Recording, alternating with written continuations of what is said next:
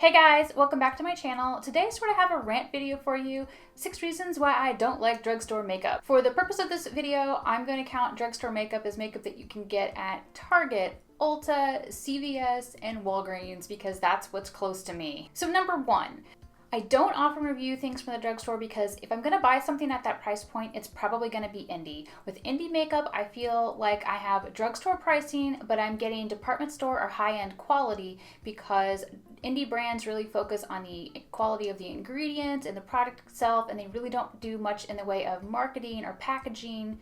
I'm doing a broad generalization here. Whereas drugstores spend a lot of money on marketing.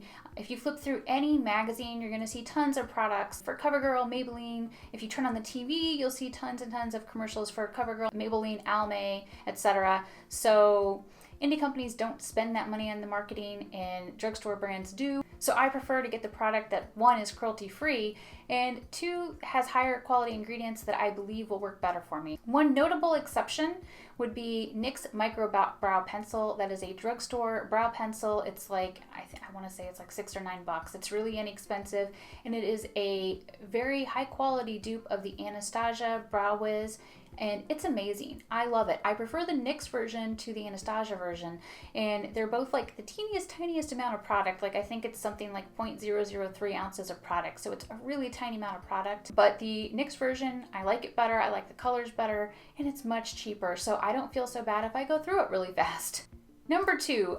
One of the other reasons I don't do a lot of drugstore reviews is that most of the drugstore beauty brands out there are not cruelty-free. CoverGirl, Maybelline, Almay, Neutrogena, Revlon, all not cruelty-free. Yes, there absolutely are cruelty-free beauty brands you can find at the drugstore. Like I mentioned before, NYX, Milani, Physicians Formula, Jessie's Girl, Wet n Wild, e.l.f., Pacifica, Burt's Bees, Sonia Kashuk, Real Techniques, and Eco Tools, just to name a few. But in general, most of the brands, when people say drugstore that you talk about, that you think of, it's probably usually CoverGirl, Revlon, so as you know, they're not cruelty-free. So I'm not going to cover them. Number 3, I hate trying to track down drugstore releases. Many times I have gone to 6 different Walgreens in my area of Tampa trying to find some sort of drugstore release, usually from Soho Beauty or sometimes Wet n Wild, and I end up disappointed because I can't find it anywhere. So I waste all of that time driving around trying to find a drugstore release, and I'll go to the store and the Walgreens people will be like, I don't know what you're talking about. And so I won't be able to find it, and it's really frustrating, and it's a waste of my time. The other problem is that sometimes even if I can find it, the display will already be picked over and completely gone because I didn't go fast enough or they put it out early. So I kind of feel like drugstores are flaky in that sense.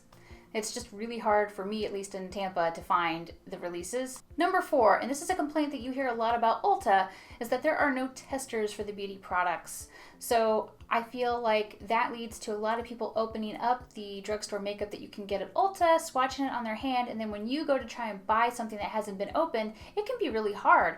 There have been a couple times that I've gone to try and buy NYX lipsticks from Ulta, and unfortunately, every single color that I wanted had been opened, so there were no sanitary products for me to buy, and that's pretty gross. So I just didn't buy anything. Number 5, and this is just a personal gripe, it doesn't affect everybody, I get that, but most drugstore brands do not make foundations for my skin tone. I know of one product that I can wear that is a drugstore foundation, and it does not work unless I use it with a primer and a bunch of other products. It's the Physicians Formula Translucent Setting Powder, or it's like a translucent color correcting powder. It's like a white powder that has green and pink and something else swirled into it, and I can wear that. But if I don't use primer and setting powder, or if I don't use primer and setting spray, it's gone off my face in 4 hours. That's why I ended up not reviewing it, because I'm like, it just doesn't last. And I have dry skin, so I don't know what the hell it does in somebody who has oily skin. It's probably gone in 10 minutes. But I haven't really found a foundation that works for me from the drugstore. Usually they're all too dark or they don't last. Number 6, I recently had one of the worst experiences ever trying to find this Wet n Wild spring release because it was supposed to have a great highlighter for pale skin. Finally, I give up. I go to the Wet n Wild website, and I also wanted to order some of the new brushes that everybody was raving about, but of course they were sold out of about half of the brushes online. So this order that I had from Wet n Wild turned into a complete nightmare. I went ahead and placed the order for the Spring LE highlighter, some eyeshadow, some blushes, and some brushes, even though they didn't have everything. I also ordered their Photo Finish setting spray. I placed my order on April 10th. My order arrived on April 16th. It was missing the setting spray. I contacted Wet n Wild on the 17th and said, hey, my order arrived without the setting spray. What can we do to get it out here to me? What can we do to fix this? And didn't get an answer. I waited a couple days. I went to Facebook and said, hey, my order arrived missing an item. I like the item. I paid for it. I emailed your support. Nobody got back to me. And the Facebook people were really nice. And they said, oh, well, email's swamped, maybe 3 to 5 days. And I'm like, that's ridiculous. That is absolutely ridiculous to tell me 3 to 5 days to fix a problem to my order where I'm missing an item that I paid for. I waited a couple more days. On April 20th, I reached back out again and I said, look, are you guys going to contact me? Are you going to send me my item? Or do I need to dispute my credit card payment for this product? And finally, I got a response back from somebody who said, oh, we're going to escalate this claim for you. We'll get you somebody to help you. So on April 21st, I finally heard from the Wet n Wild customer support who said, oh, we're sorry you're missing this item. We'll reship it. And, here's a 10% off coupon. But between the not getting emails for several days and the way it all went down for me, I don't want to order from Wet n Wild again. And I'm really irritated that I had to go through this big headache to get a product that I already paid for. And it's still not here yet. In fact, it probably will not get here until next weekend when I'm in New York City. So anyway, now that you've heard me rant, those are all the reasons that I really don't like drugstore products.